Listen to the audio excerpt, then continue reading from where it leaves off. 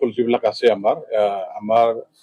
elementary secondary আৰু কলেজলৈকে যিটো আছে এইটো অলৰেডি আমি যোৱা ফেব্ৰুৱাৰী 11 তাৰিখে BTCৰ এছেম্বলিত এটা বিল পাছ কৰি অসম চৰকাৰলৈ প্ৰেৰণ কৰিছিলো গভৰ্ণৰৰ অনুমোদন পোৱাৰ কাৰণে যিহেতু অসম চৰকাৰ আমি বিলখন পঠিয়াব লাগে এতিয়া অসম চৰকাৰৰ ফালৰ পৰা ভালেখিনি তেখেতসকলে আমাৰ বিলখনৰ ওপৰত পৰ্যালোচনা কৰিছে ক'ত কেনেকুৱা ধৰণৰ আইনগত দিশ আছে এইবিলাক তেওঁলোকে চাইছে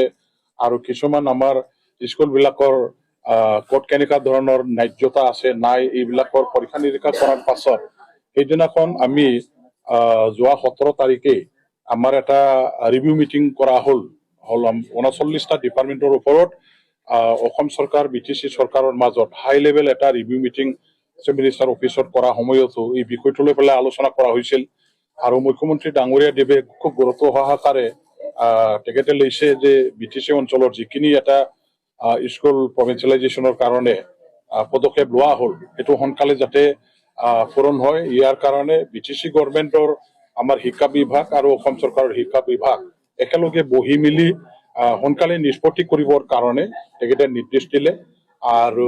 আমি অহা 24 তাৰিখে আমাৰ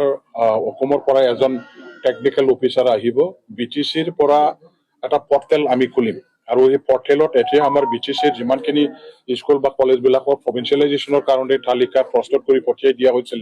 এই কলেজ বা স্কুলবিলাকৰ টিচাৰসকলে তেওঁলোকে এই পৰ্টেলত এপ্লাই কৰিব লাগিব BTCয়ে পৰ্টেল এপ্লাই কৰি খুলিব তাতে এপ্লাই কৰাৰ পাছত আমি এই কমপ্লিট হোৱাৰ লগে লগে আকৌ BTC গভৰ্ণমেণ্ট অসম চৰকাৰৰ শিক্ষা বিভাগ আমি একেলগে যৌথভাৱে বহিম তাৰ পাছত